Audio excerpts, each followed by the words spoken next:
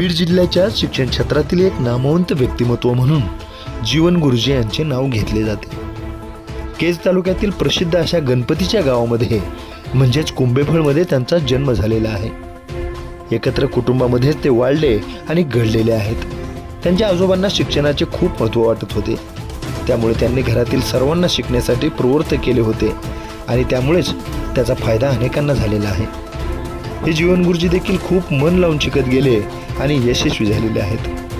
कुंभेफळ येथेच ते शिक्षण क्षेत्रामध्ये गुरुजी म्हणून नोकरीस लागले आणि प्रदीर्घ सेवेनंतर नुकतेच ते आता सेवानिवृत्त झालेले आहेत। या निमित्ताने आम्ही त्यांच्याशी संवाद साधलेला आहे। शाळेतील विद्यार्थ्यांच्या नेहमीच ते संपर्कात होते, पालकांच्या संपर्कात होते, त्यामुळे ते विद्यार्थीप्रिय आणि पालकप्रिय शिक्षक म्हणून प्रसिद्ध होते। त्यांचे अनेक विद्यार्थी विविध क्षेत्रामध्ये यशस्वी झालेले आहेत। त्यांचाही मुलगा डॉक्टर झालेला आहे, सुनबाई डॉक्टर आहेत, दुसराही मुलगा स्पर्धा परीक्षेची तयारी करतो आहे। शिक्षण क्षेत्रातील या प्रसिद्ध व्यक्तिमत्वास सामाजिक कार्याचीही मोठी आवड आहे। शिक्षक संघटनांमध्येही त्यांचे कार्य उल्लेखनीय आहे। एकूणच त्यांचे आजवरचे जीवन हे खूपच अविस्मरणीय असे राहिलेले आहे। म्हणून अशा या विशेष व्यक्तिमत्वाच्या जीवन थोरात सर यांच्या आजवरच्या यशस्वी जीवन प्रवासावर प्रकाश टाकण्याकरिता त्यांच्याशी आमचे मुलाखतकार संतोष रोकडे यांनी साधलेला हा विशेष संवाद पहा न्यूज 1 महाराष्ट्र वाहिनीवर।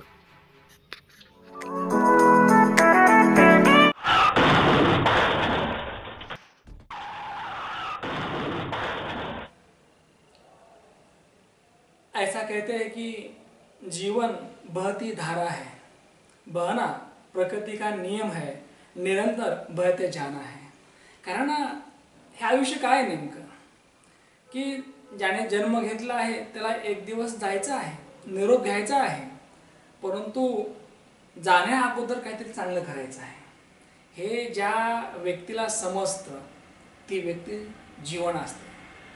आणि माझ्यासमोर आपल्यासमोर साक्षात जीवन गुरुजी आहेत, ज्यांनी आयुष्यभर चांगलं जीवन जगले, इतरांसमोर या जीवनामध्ये चांगला आदर्श ठेवला।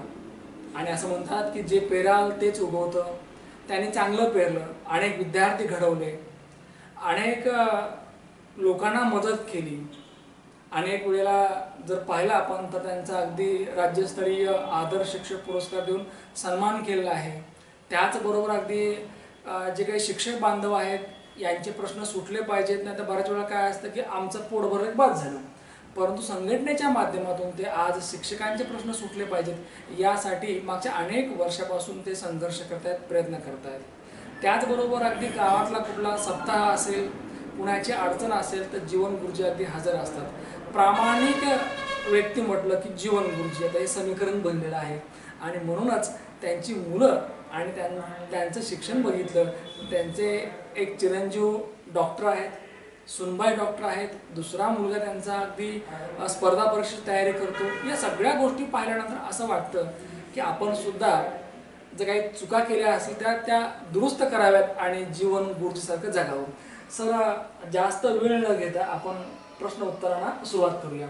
सर मुळामध्ये या मुलाखतीच्या माध्यमातून मला काय मांडायचं आहे, कारण जे आहे ते लोकांना माहीत आहे, मी फक्त आता सूत्रबद्ध मांडणार आहे।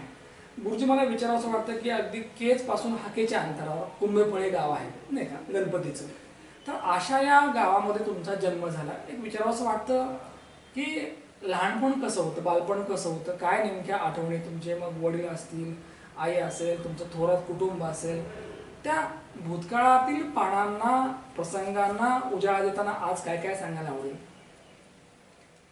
नमस्कार, जीवन बापूराव थोरात। सर तुम्ही विचारलं की लहानपणीच्या बालपणीच्या आठवणी काय, तर जेमतेम एका खेड्यात केजपासून 6 किलोमीटरवर तरी अंतरावर असलं तर माझा जन्म 1966चा आहे। त्या काळात परिस्थिती खेड्यापाड्यातील कशी होती आपण जाणताच आहात, आपण एक पत्रकार आहात। तर जरी हे असलं तरी आमचा कुटुंब शेतकरी कुटुंब होतं। आजोबापासून वारीची परंपरा आहे घरात, वारकरी संप्रदायातील आमचं घर असल्यामुळं सर्व घरातील लोक माळकरी आहेत, विठ्ठलाचे भक्त आहेत आणि याच परंपरेत माझं सुद्धा लहानपण गेलं। आजीसुद्धा चांगल्या मायाळू होत्या, आजोबा तर फार कडक शिस्तीचे होते आणि वडील सर्व समाजाचे काम करण्यात मग्न असत गावात, चाहे राजकारण असेल. जीवन गुरुजी, तुमचं कुटुंबच हे माळकरी माळकरी आहे, विठोबाचा, तुकोबाचा, ज्ञानोबाचा जप करणार. आणि असं म्हणतात की जिथं जप अविरत असतो तिथं या ठिकाणी देव देखील त्या लोकांना जपायला असतो, नाही का. अगदी आपली मुलं चांगली व्हावीत हे प्रत्येक आईवडिलांचं स्वप्न असतं. आणि मुळामध्ये ज्या घरामध्ये माळकरी परंपरा आहे, वारकरी आहेत माणसं, तर निश्चितपणे आपल्या मुलांना चांगलं वळण लावतात ते, नाही का. एक विचार असं वाटतं की लहानपणी आजी आजोबा, आई वडील यांच्या अवतीभोवतीचं जे आयुष्य होतं, म्हणजे त्यांच्या अनेक आठवणीत, नाही का. कारण आई वडिलांच्या आठवणी इतक्या असतात की त्या अगदी रात्रभर नव्हे अनेक दिवस जरी आपण सांगत बसलात तरी ते कमीच पडेल, नाही का. तर तुमच्या दृष्टीने तुम्हाला ज्या ठळक आठवणी आहेत त्यामध्ये ते ऐकायच्यात खरं. आजी आजोबा तर होतेच, आई वडील होते, तर त्या काळात आजोबाची कडक शिस्त असायची. तर आजोबांनी अंगठे भादर आजोबा असताना सुद्धा ते गावातील इतर त्या काळचे ब्राह्मण आणि मारोडी समाज होते, त्यांचे दोस्त होते ते. तर त्यांची मुलं शिकून कशी मोठी होतात हा त्यांच्यापुढे आदर्श होता. तर त्यांनी त्या काळात सुद्धा माझ्या वडिलांना 7वी शिकवलं होतं. माझे चुलते दुसरे 10वी पास झाले, दुसरे चुलते ग्रॅज्युएट झाले. त्या दोघांनाही नोकऱ्या लावल्या. माझ्या वडिलांना सुद्धा नोकरी लागत होती, पण शेतात बघायला काम करायला कोणी नाही म्हणून त्यांनी घर ठेवलं. मग माझ्या एका मोठ्या मुलाला नोकरी नाही, ह्यांच्या मुलाला तरी नोकरी लावावी. त्यांना प्रोत्साहित करण्याचं काम आजोबांनी केलं, वडिलांनीही केलं. शिक्षणाशिवाय तरुणोपाय नाही. आणि शिक्षण जर केलं, शेतीत वगैरे आहेच आपल्याला, शेतीत आपण कष्ट करतो, काम करतो, काळी आईला आपण अंतर देत नाही, पण तरी सुद्धा शिक्षणानं माणसाची प्रगती होते, शिक्षणानं माणसाच्या मनाचा विकास होतो, शिक्षणानं आपलं घर सुधारतं, अख्खं कुटुंब परिवार सुधारतं. ही धारणा अशिक्षित असताना सुद्धा आजोबाची होती. वडिलांनीही ती धारणा पुढे ठेवली. आमचे दोन्ही चुलते नोकरीला लागले, त्यांचा आदर्श होता आणि आम्ही असंच शिकत राहिलो. शेतातली, रानातली माती चांगली असावी, ती सुपीक असावी यासाठी आईवडील प्रयत्न करतात, नाही प्रत्येक शेतकरी प्रयत्न करतो. पण तुमच्या वडिलांनी आणखी एक केलं की लेकरांची माते सुद्धा सुपीक बनले पाहिजेत, नाही का. आणि त्यासाठी शिक्षण हे आवश्यक आहे. तर शिक्षणासाठी आईवडिलांनी घेतलेले कष्ट आम्हाला ते ऐकायचे. मी त्यांचे कष्ट विसरू शकत नाही, कारण चुलते त्यांच्या नोकरीच्या गावाला गेले, पूर्ण शेती वडील बघायची आणि शेतीत काबाड कष्ट करून आम्हाला शिकवायचे. त्या परिस्थितीत जिल्हा परिषदेचं शिक्षण झाल्यानंतर हायस्कूल लेवलचं शिक्षण असेल किंवा कॉलेजचं शिक्षण असेल, ओढाताण करीत करीत त्यांनी आम्हाला पैसे दिले, भावाला आम्हाला, आणि सर्व आमचं शिक्षण त्यांनी पूर्ण केलं. आम्हाला कधीही ऊन उभा असू दिलं. हल्लीचे मुलं बघितले आपण की अगदी शाळा म्हणजे की शाळा एकी शाळा असते, अगदी स्कूल बस, वॉटर बॅग, नाही का, स्कूल बॅग, अगदी सगळं अगदी अप टू डेट असतं. तुमच्या काळातलं शिक्षण कसं होतं? म्हणजे अगदी शिक्षण एक शिक्षण होतं का अगदी रानात देखील कामं करायचं? मग त्या काळात रविवार शनिवार तर शेतात काम करावं लागायचं, शेतातील गुरं सांभाळावं लागायची. त्या काळात आम्हाला आणि वडिलांची एक शिस्त होती की जरी आपण शिक्षण शिकत असलात तरी आपण मूळ शेतकरी आहोत, आपल्याला शेतीतील प्रत्येक काम आलं पाहिजे हा त्यांचा अट्टहास असायचा. आणि त्यासाठी ते मयाळू होते, गरीब होते स्वभावानं, तरी कडक शिस्त लावत असे. मी 6वी 7वीला असताना त्यांनी गाईची धार काढायला आम्हाला शिकवलं. आज सुद्धा मला धार काढता येते. मला असं वाटतं गुरुजी की आता सुद्धा बघितलं आपण तर पोरांना खरंच हे शिक्षण पाहिजे. कारण पोरांना अभ्यास सोडला तर बाकी कुठलंच काम राहिलं नाही आता, किंवा आई वडील ते करू पण देत नाही. कारण अभ्यास आहे की अभ्यास, मला असं वाटतं की काम करून सुद्धा अभ्यास होतो, नाही का. तर थोडंसं पालकांनी त्यांचा ॲटिट्यूड चेंज केला पाहिजे, नाही का. एक विचार असं वाटतं की लहानपणीचा तुम्ही अनुभवलेला गाव कसा होता, गावची माणसं, कारण हल्ली सगळंच बदललं, नाही का. आता अगदी लोकांकडे पैसाही आलाय, परंतु एक आहे की माणुसकी कुठेतरी ते विसरत चालली. पण तुमच्या काळामध्ये किंवा एक 20-30 वर्षापूर्वी काळ वेगळा होता, माणसंही वेगळी होती. तुम्ही अनुभवलेली माणसं, तुम्ही अनुभवलेला लहानपणीचा गाव, तुमची त्या काळातली सवंगडी, ते सांगा. त्या काळात अशी परिस्थिती होती की काही जागेवर काही कुटुंब खेड्यातील गावातील चांगल्या परिस्थिती, थोड्याफार चांगल्या परिस्थितीत राहती, पण बरेच हालाकीचे, ज्यांना सकाळी जेवण केलं तर संध्याकाळी जेवणाची पंचायत, अशी परिस्थिती होती. आणि त्या काळात माणसं आपुलकी विसरत नव्हती. जर शेतात एखाद्या व्यक्तीनं, म्हणजे आम्ही आमच्या वडिलांनी किंवा शेतात आंब्याखाली जेवायला बसले, कुणीही बाहेरचा जवळचा व्यक्ती आला, त्याच्याकडे भाकर नसली तर आपल्या भाकरीतली अर्धी भाकर द्यायची, अशी आमची परंपरा होती. म्हणजे सर्वच खेडेगावातील अशी परंपरा. आणि त्या काळची परंपरा आता राहिली नाही. माणूस पण हे विसरत चाललेला आहे, एकमेकाची आपुलकी विसरत चाललेला आहे. कारण माणसाकडे थोडाफार पैसा आलेला आहे. त्या काळात पैशाला महत्त्व होतं, माणुसकीला महत्त्व होतं. आणि माणूस माणूस पण जपत होता. निश्चितच, कारण माणसांची गरज होती, एकमेकाला सहकार्य करायचे आणि पैशाला एवढं व्हॅल्यू नव्हतं नाही का. आता पैशाला खूप व्हॅल्यू आले आणि माणसांचं व्हॅल्यू कमी झाले. निश्चितपणे यावर खरं तर विचार केला पाहिजे. सर, तुम्ही अनुभवले तुमचे गुरुजी, शाळा, त्या काळातलं वातावरण शाळेतला त्या ऐकायचं. माझी 1ली ते 7वी जी शाळा होती त्या काळात अनेक गुरुजी होऊन गेले, पण लक्षात राहण्यासारखे 2-3 गुरुजी आहेत ज्यांचा माझ्या बालमनावर आणि विद्यार्थी मनावर किंवा आजपर्यंत त्यांचा मी आदर्श घेतलेला आहे. असे आमच्या गावात 1ली ते 7वी पर्यंत एक कायम आम्हाला शिक्षक होते, काही जण आले बदलून गेले, ते म्हणजे नाळवंडीकर सर, केशवराव नाळवंडीकर, जे आदर्श शिक्षक होऊन गेले. आता 2-3 वर्षापूर्वी त्यांचे निधन झाले. तर ते आमच्या गावचे जे एक न्यायाधीशच होते. ते सर्व लोक त्यांचं ऐकत असत आणि बालमनावर बी त्यांची शिस्त कडक असे. आम्ही जर त्या काळात आम्ही गोट्या खेळत असू, विटीदांडू खेळत असू, त्या काळचे खेळ होते सर ते. आणि गुरुजी गावातच राहत असत. गुरुजी त्या रस्त्याने आले की आम्ही तिथल्या तिथं गोट्या आणि विटीदांडू टाकून घरी पडून जात असत. असा त्यांचा कडक शिस्तीचा बाणा होता आणि शिकविण्याचं त्यांची पद्धत वेगळी होती. आजपर्यंत सुद्धा आमच्या ते लक्षात आहे. किंवा एक संजीवन कुलकर्णी नावाचे शिक्षक होते, तपसे सर होते चंदन सावरगावचे, असे अनेक शिक्षक काटे गुरुजी होते. आदर्श गुरुजी म्हटलं की त्यांचा आदर्श आपण जपतो नाही का, आणि तसं वागण्याचा प्रयत्न करतो. तुम्हाला जे गुरुजी लाभले, नाळवंडीकर सर असतील, कुलकर्णी सर असतील किंवा तपसे गुरुजी असतील, या गुरुजींकडनं पाहून तुम्ही शिकलात. खरं तर एक विचारावंसं वाटतं की त्यांची शिकवण्याची पद्धत कशी होती किंवा ते काय सांगायचे नेमकं, की जेणेकरून तुम्हाला देखील एक चांगला नागरिक, एक चांगला शिक्षक बनतात. त्यांनी शाळेतलं तर शिक्षण द्यायचंच, पण आपल्या घरी आपण कसं वागावं, आई वडिलाशी कसं वागावं, समाजाशी कसं वागावं, एकमेकाला मदत कशी करावी. म्हणजे जसं आपण भारत माझा देश आहे, सारे भारतीय माझे बांधव आहेत. फक्त आजकालचे शिक्षक, मी जरी शिक्षक असलो तरी आपण फक्त सकाळी म्हणतो एकदा आणि विसरून जातो. पण त्या काळचे गुरुजी आणि विद्यार्थी तसे नव्हते. खरोखरच तसं वागण्याचा ते प्रयत्न करत होते. म्हणजे बोले त्याचा चाले त्याची वंदावी पावले, कारण असे ते गुरुजी होते. जसे बोलायचे तसे वागायचे पण ते नाही का. आणि म्हणूनच त्यांना फक्त विद्यार्थीच नाही तर गावकरी देखील त्यांना फॉलो करायचे नाही का, आदर्श मानायचे, त्यांचा शब्द खाली पडत होते होते. सर, अगदी शाळेबद्दल बोललात, गुरुजीबद्दल बोललात, घरच्याबद्दल बोललात. एक विचार असं वाटतं की त्या काळामध्ये जे तुमची सण उत्सव होती, म्हणजे अगदी दिवाळी असेल, दसरा असेल किंवा सुट्ट्या असेल दिवाळीच्या, तो माहोल कसा होता नेमका? कारण काय असतं की सुट्ट्यामधले दिवस जास्त आपल्या लक्षात राहिलेले असतात. त्या काळात सर आज आता दररोजच सण आहे लोकांना. त्या काळात सणावारलाच पुरणपोळी मिळायची, एरवी नाही. घरी असताना सुद्धा पद्धत नव्हते जास्त करायच्या. आज आपण दररोज काही पंचपक्वान्न खातो, म्हणजे गोड केलं की सण आला समजायचं. मग पंचमीचा सण आला, झोका बांधायची उत्सुकता असायची. पोळ्याचा सण आला की 2-3 दिवसांना आम्ही शाळा बुडवायची, बैल सजवायचे, बैल धुवायचे वगैरे वगैरे, कारण घरी बैल बारदाना होता आणि वडिलांना येणार असल्यामुळे सगळं करायचं. म्हणजे 2-3 दिवस त्या पोळ्याच्या ह्याच्यात कशी निघून जायचे कळायचं नाही. पुन्हा दिवाळीची उत्सुकता लागायची. दिवाळी आली की आपल्याला नवे कपडे मिळणार, किंमत किती कपड्याची, हलकेत का भारी हे नाही. मग त्या निमित्तानं शाळेत आल्यावर एकदा खाकी हाफ पॅन्ट आणि हाफ शर्ट असायचं. वर्षभरामध्ये अनेक सण आपण साजरे करतो. तुम्हाला सगळ्यात जास्त कुठला सण जास्त आवडायचा, म्हणजे कोणता खास करून? दिवाळीचा आवडायचा. दिवाळीचा. बरं, काय कारण ठरलं गुरुजी की दिवाळी जास्त आवडायचा? दिवाळी आवडायची म्हणजे त्या काळात दिवाळीला एकतर नवे कपडे असायचे, गोडधोड खायला मिळायचे, वेगवेगळे पक्वान्न, आणि थोडंफार का पण वाजवायला मिळायचं, फटाके वगैरे वाजवायला मिळायचे.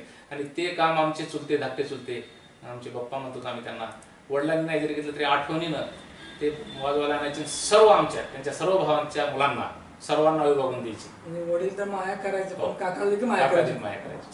मला असं वाटतं की इतकी माया जेव्हा मिळते आपल्याला तेव्हा निश्चितपणे आपण भाग्यवान असतो नाही का.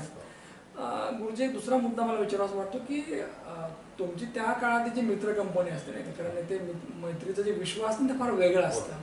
तर ते मित्र आजही असते तुमचे नाही का. तर कोणते कोणते मित्र होते, कसं ते आयुष्य होतं, कुठले कुठले खेळ खेळायचे ते आम्हाला ते ऐकायचं. प्राथमिकेला ज्या गावातलेच मित्र होते त्याच्यातले तुम्हाला नाव सांगतो. एक शरद सुरवशी म्हणून माझा एक जवळचा मित्र आहे. तो मुंबईला आहे, साप्ताहिक लोकमतमध्ये मोठ्या पदावर काम करतो. उद्धव थोरात, ते इंजिनियर म्हणून रिटायर झाले आहेत.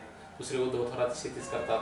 संतराम गायकवाड म्हणून एक एसी समाजाचा, तो इंजिनियर आहे. म्हणजे असं वेगवेगळ्या समाजातील माझे मित्र होते, माझ्या जवळचे, माझ्या समाजातील असे नाही, असे अनेक आहेत. आणि मुलं मुली त्या काळात आम्ही खेळीमेळीनं वातावरण सगळं हे करू, असं करून आम्ही एक नाटक सुद्धा बसवलं होतं. हा, तुम्ही मग उल्लेख केला नाही का, गड आला पण सिंह गेला. गडाला पण सिंह गेला. काय त्यावेळेला तुमचं वय काय साधारणतः? मी आणि तिसरीला होतो. नाटक कोणी बसवलं होतं? तिसरीला होतो. त्या काळात शिक्षणाधिकाऱ्यांनी काहीतरी योजना आणली होती, नाट्य स्पर्धा जिल्हाभर आयोजित केलेल्या होत्या. अच्छा. म्हणजे ते आम्हाला माहित नव्हतं कशासाठी. मग गुरुजींनी आमचं नाटक बसवलं. त्याच्यात जास्त पुढाकार नाळवंडीकर गुरुजीच होता अर्थात. आणि त्याच्यानंतर ते नाटक, त्याच्यात त्याला थोडं त्यांनी वेगळं स्वरूप दिलं. फक्त गडाला पण सिंह गेला नाही, त्याला त्यांनी नाव दिलं सिंहगडाकडून रायगडाकडे. सिंहगडाकडून रायगडाकडे. तर सिंहगडाचा गडाला पण सिंह गेला आणि शिवाजी महाराजाचा राज्याभिषेक पर्यंत त्यांनी दाखवलं सगळं. म्हणजे फार मोठं शिवचरित्र त्यांनी दाखवण्याचा प्रयत्न केला. आणि एकदम फक्त 3 आणि 4ची मुलं. आणि मुलगी सुद्धा जिजाऊ म्हणून एक घेतली होती. त्याच्यामध्ये तुम्ही सूर्याजी हे पात्र केलं? सूर्याजी हे मी पात्र केलं. काय पात्र होतं, काय डायलॉग होते, काय आहे का काय आता? सूर्याजीचे एक डायलॉग आठवतो मला त्या काळात, म्हणजे एवढा आठवत नाही. ज्यावेळेस तानाजी मालुसरे पडतात आणि धारादित्य पडतात आणि सैनिक माघारी पडू लागतात, त्यावेळेस शेलार मामा उठतात त्यांना करायला. त्यावेळेस सूर्याजी म्हणतो, हा तुमचा बाप पडला म्हणजे तुम्ही पळून जाऊ नका भेकडासारखे, बांगड्या हातात घातल्यासारखं काय पळता, चला मामा एवढे म्हातारे असून सुद्धा लढायला उतरलेत, आपण ह्यांना शत्रूंना परतवलं, असा तो सूर्याजीचा डायलॉग होता. तुमच्या या डायलॉगने माझ्या अंगावर शहारे आले. निश्चितच तो डायलॉग म्हणजे अगदी मला तसं जशाला तसा म्हणता येईल, आता आठवणीत नाही. बरोबर आहे तोच. म्हणजे बघा, ती भूमिका तुम्ही कायम लक्षात ठेवली नाही का, म्हणजे तुम्हाला ती भूमिका चांगली जमली. त्यानंतर असं वाटलं नाही का की अरे आपण चांगला अभिनय करू शकतो, आपण पुढे नाटकामध्ये किंवा पुढे काहीतरी गेले, म्हणजे कुठं ते करिअर केलं पाहिजे, असं कधी वाटलं नाही का? वाटण्याचा विषय आला नाही कधी, कारण परिस्थिती तशी राहिली नाही. कारण त्याच्यानंतर शिक्षणावर जास्त लक्ष केंद्रित केलं. म्हणजे तुमचा अभिनय चांगला होता, जर तसं मार्गदर्शन भेटलं असतं आता जसं मुलांना मिळतं तर निश्चित पण तुम्ही पुढे गेला असं. पण असं जे होतं ते चांगल्यासाठी. अगदी पुढं जे तुमचं जे शिक्षण झालं, म्हणजे कधी काय असं वाटलं होतं का की अरे आपण शिक्षकच झालं पाहिजे का, आणखी कुठली प्लॅनिंग होती अशी?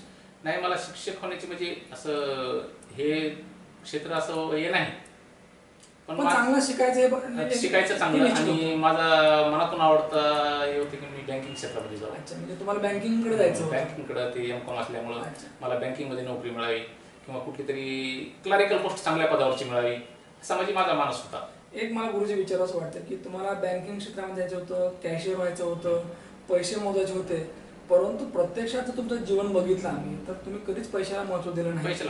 पैसे नेहमी बाजूला ठेवले आणि मग गुरुजी झाला. आम्हाला ती स्टोरी ऐकायची की मग इतकं मोठं स्वप्न होतं म्हणजे बँकेत मॅनेजर काय जे असेल नाही का, जो कुठला रोल असेल त्या, आणि तुमचं शिक्षण पण तेच होतं M.Com.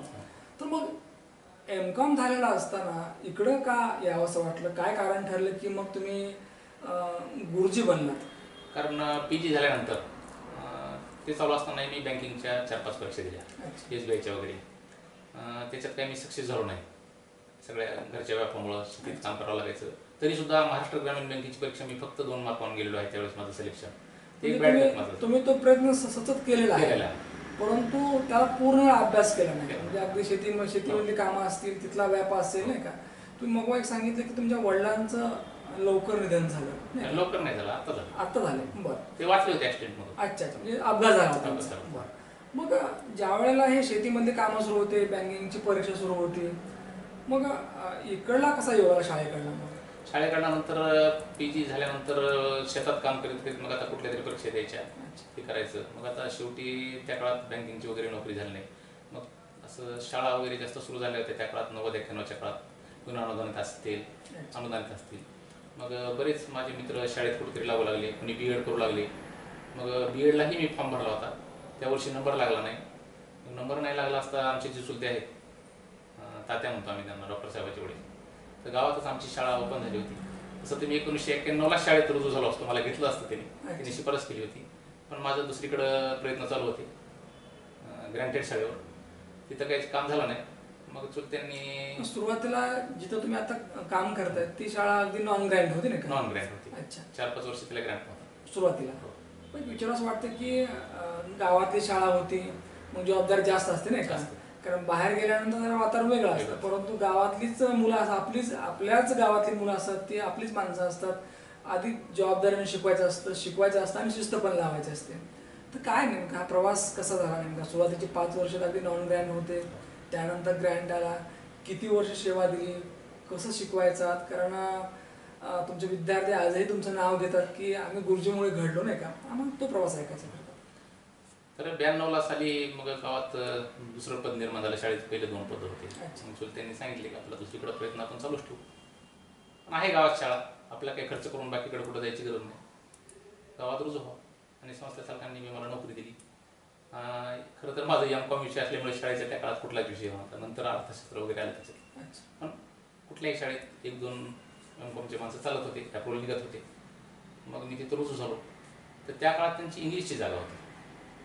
बरं. मग संस्था चालकाच्या आवारच त्यांनी इंग्लिशची जागा असताना मला संधी दिली, पण त्यांनी अट ठेवली की तुम्हाला इंग्लिश शिकवावी लागेल. बरं. मग आपण खोड्यातून गेलेलो. म्हणजे तुम्ही तर अगदी M.Com झालेलं हो. तुमचं, आणि तिथं तर इंग्लिश जागा, तुम्हाला इंग्लिश इंग्लिश शिकवायचं हो, होतं. हो. त्यांनी आठ घातली, तुम्हाला इंग्लिश शिकवावं लागेल. मग काय, कशी तयारी करायच्यात, कशा प्रकारे विद्यार्थ्यांनी? आणि मला चुलत्यांनी मंत्र दिला होता, इंटरव्ह्यू मध्ये नाही म्हणायचं नाही, कुठलाही विषय शिकवायचा झाला तर हो म्हणायचं. येस. आणि एकदा मध्ये गेले की मी पुन्हा तुला कुठलं सहकार्य करणार, तशी शिफारस माझी, जसं विहिरीत ढकलल्यावर त्यांनीच पोवायचं. अच्छा. मग पुन्हा इंटरव्ह्यू मध्ये मी म्हणलं हो शिकवतो. म्हणजे माझी इंग्लिश एवढी बी कच्ची नव्हती, पण थोडं ग्रामॅटिकल वगैरे आपलं M.Com असल्यामुळं एवढं जमलं होतं. मग त्याच्यानंतर संस्थेचे त्या काळचे सचिव होते सय्यद सर, ते इथं नालंदा विद्यालयात इंग्लिश शिकवत होते. अच्छा. मग सगळ्यांनी तुम्हाला इंग्लिश शिकवावं लागेल म्हणल्यावर मी हो म्हणलं. त्याच्यानंतर बाहेर आल्यावर त्यांनी सर म्हणले माझा सुद्धा विषय इंग्लिश नाही, मी इतिहास शिकवित होतो, इतिहास माझा विषय, पण संस्थेनं मला इंग्लिशची जिम्मेदारी दिली, मी चांगल्या प्रकारे इंग्लिश शिकू शकतो, मनात आणलं तर काही होतं. मग त्यांनी मला मार्गदर्शन केलं आणि फक्त 2-3 महिने मला त्रास झाला. मी चांगल्या प्रकारे 2 वर्ष, जोपर्यंत संस्था इंग्लिशचा क्वालिफाईड माणूस घेत नाही तोपर्यंत मी इंग्लिश शिकवली. पहिले 2-3 बॅच मी इंग्लिशच्या चांगल्या टक्केवारीनं बाहेर काढल्या. आणि त्याच्यानंतर मग आता इंग्लिश विषयाला माणूस आले, मराठीला माणूस होते, मग राहायला हिंदी विषय. मला हिंदी विषयावर त्यांनी ॲडजस्ट केलं आणि हिंदी विषयाचं माझं अप्रूव्हल काढून म्हणजे आज काय तुम्ही तो विषय शिकवला नाही का? हिंदी. 8वी 9वी 10वी. सर, इंग्रजीसारखा अवघड विषय, ते तुमचा विषय नसताना तुम्ही तो विषय चॅलेंजने घेतला, शिकवला. मला असं वाटतं की हेच खऱ्या अर्थानं चांगल्या गुरुची लक्षण, नाही का? की अरे आपलं घ्यायचं हे. मला असं वाटतं की द्यायची प्रवृत्ती असली की माणूस बरोबर देतोच, नाही का? सर, जसं तुम्ही अध्यापन केलं, त्याचबरोबर तुमची आणखी कला म्हणजे तुम्ही सतत विद्यार्थ्यांना चांगलं सांगत आलात, चांगलं मार्गदर्शन तुम्ही दिलेलं आहे. तर एक विचारावं असं वाटतं, काय नेमके अनुभव आहेत, कशा प्रकारे विद्यार्थ्यांना कन्व्हिन्स करायच्यात, विद्यार्थ्यांना सांगायच्यात? कारण त्या काळात ते विद्यार्थी वेगळे होते, म्हणजे कुणाला मारलं वगैरे ते चालत होतं. आता काळ बदललाय, नाही का?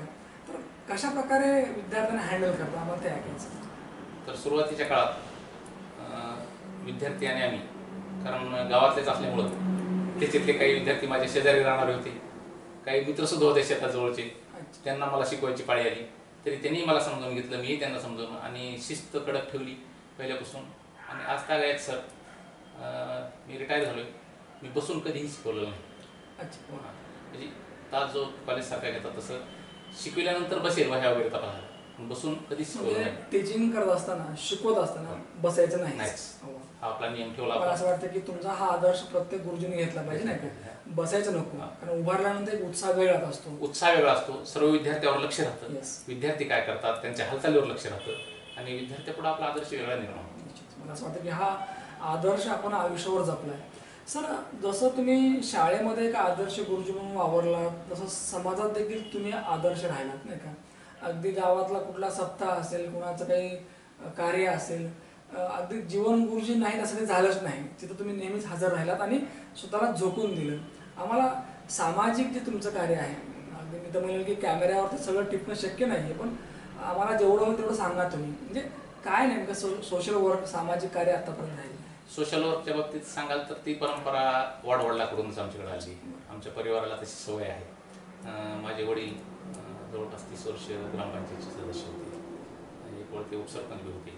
आजोबांना सर्व गोरगरीब लोकांना मदत करायची सवय होती. आपल्याकडे जे आहे ते त्यांना द्यायचं, तेच बाळकडून मला घरीच मिळालं.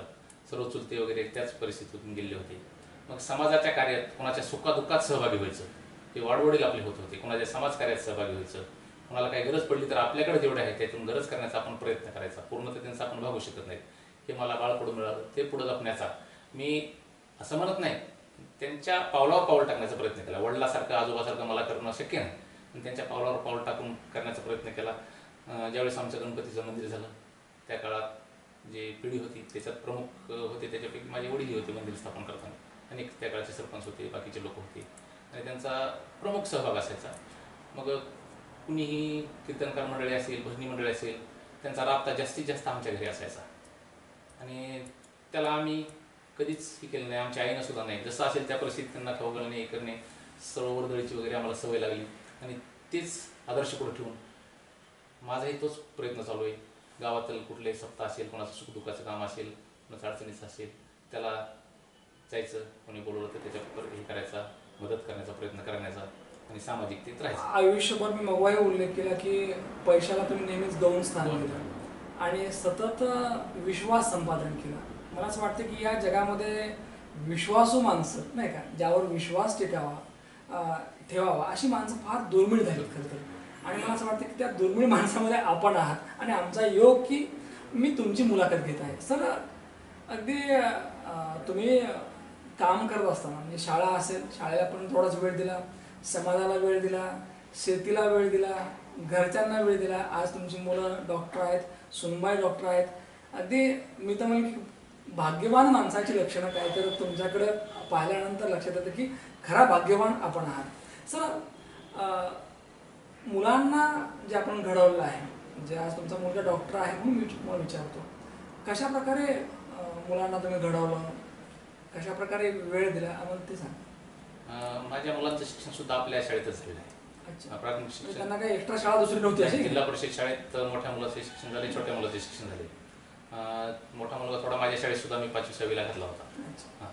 आणि त्याच्यानंतर त्याचं 7वी पास झाल्यानंतर मला वाटलं आपली शाळा असून सुद्धा थोडा मुलगा हुशार होता आणि आमच्याकडं आमचे भाऊ डॉक्टर थोरासाहेब त्यांचा आदर्श होता सगळ्यांचा आणि मुलगाही म्हणायचा मला डॉक्टर व्हायचं आहे. सुद्धा दादाकडे बघून लहानपणापासून म्हणायचं तुला काय व्हायचं तर डॉक्टर व्हायचं म्हणून लागलं.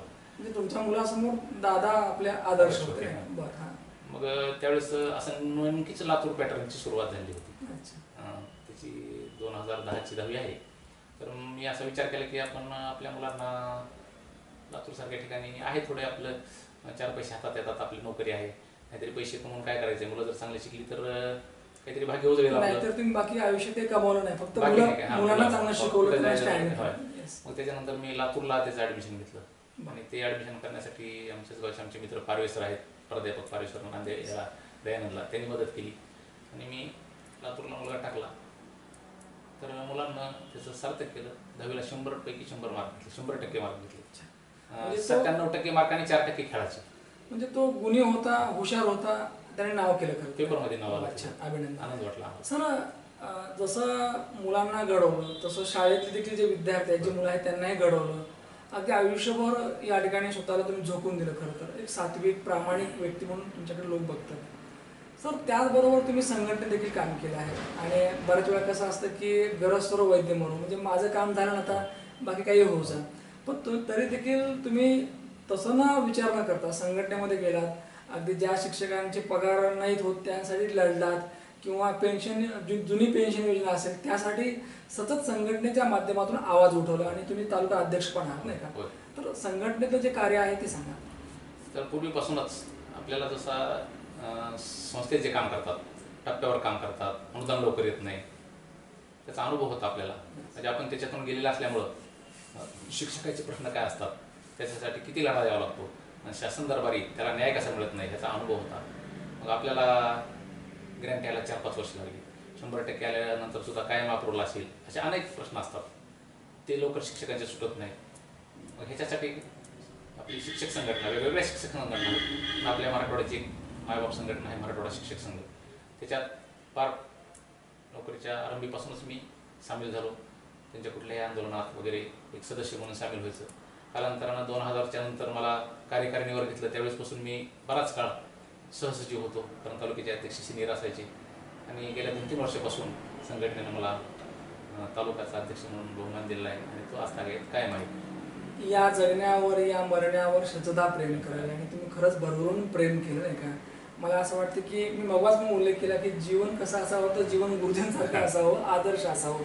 सर, आता ती वेळ आली खरं तर सेवानिवृत्तीची, आणि कधीतरी तो टप्पा येणारच असतो नाही का.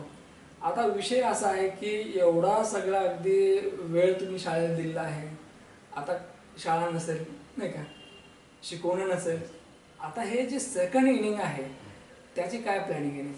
त्याची मी आणखीन तर काही प्लॅनिंग केलेली नाही, पण आहे, मला शेती आहे, शेतीचा छंद आहे, शेतात थोडं समाजकार्याची आवड आहे. मुलगा सुनबाई डॉक्टर आहेत, त्यांच्याकडे आपल्याला बघण्याची गरज नाही, त्यांचं क्षेत्र वेगळं आहे. पण आल्या गेल्यानंतर काय चाललंय बघायचं, आपलं धरून काही चुकलं तर सांगायचं, हा माझा स्वभाव आहे. आणि गावातील कुठल्याही कार्यात वगैरे सहभागी असतो, पहिला सहभाग आहे. शेतीतलं कार्य करावं, आणि मुलांनीच काहीतरी योजना ठरले ह्यांना काहीतरी करायला लावायचं, ते काय मला आणखीन सांगितलं नाही, तर त्यांचा काय विषय काय माहीत नाही. आणि सर्व पंचक्रोशीतील पालकांचं मुलांचं प्रेम मिळालं त्याबद्दल मी समाधानी आहे. कारण विश्वास होता माझ्यावर. जीवन गुरुजी म्हणजे शिक्षक प्लस पालक विद्यार्थ्यांचे, असा त्यांच्यावर विश्वास होता माझ्यावर, कारण तो मी संपादन केला होता.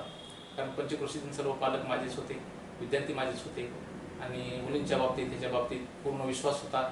सहल जर चालली तर मी जर असेल सर, अतिशयोक्ती सांगत नाही, सहलीला आपल्या शिक्षण विभागाकडे मॅडमची सक्ती असते की मॅडम लेडीज असल्याशिवाय मुलींना सहलीला परवानगी देता येत नाही मुलींच्या गाडीत, तर तुमच्या गाडीत लेडीज आहेत का, तर ती शासकीय पातळी झाली.